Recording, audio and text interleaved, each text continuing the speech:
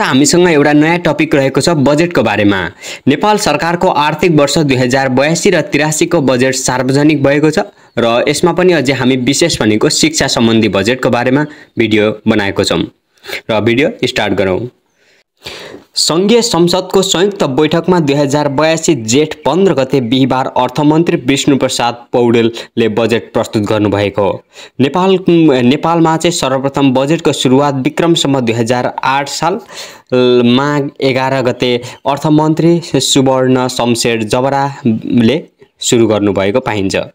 नेपालमा पहिलो पटक बजेट जारी हुँदाका प्रधानमन्त्री को थिए भन्दा मातृत्व प्रसाद कोइराला हुनुहुन्थ्यो र विश्वमा सर्वप्रथम बजेटको सुरुवात कहाँबाट भएको हो भन्दाखेरि सन् 1733 बेलायतबाट भएको पाइन्छ।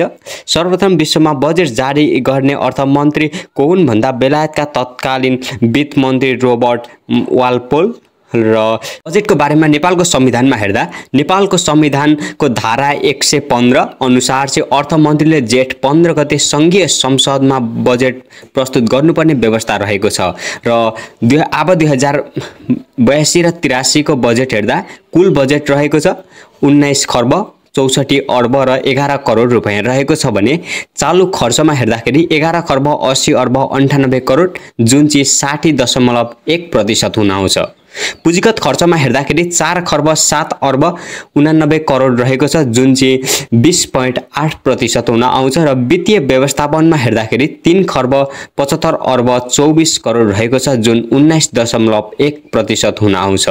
वित्तीय हस्तान्तरणमा हेर्दा 4 खर्ब 17 अर्ब 83 करोड रहेको छ र खर्च बेहोर्ने स्रोतहरू भनेको छ यहाँ हेर्न सकिन्छ। राजस्वमा 13 खर्ब 15 अर्ब, वैदेशिक ऋणबाट 2 खर्ब 33 अर्ब 66 करोड भने आन्तरिक ऋणबाट 3 खर्ब 62 अर्ब र विदेशी अनुदानबाट 53 अर्ब 45 करोड भनेको छ। हामी यो फोटोमा हेर्न सक्छौं।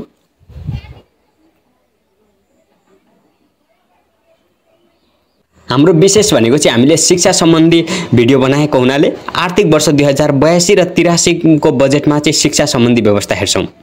शिक्षा क्षेत्रको बजेट 2 खर्ब 11 अर्ब 17 करोड रुपैयाँ रहेको छ जुन चाहिँ 10.75% हुन आउँछ कुल बजेटको।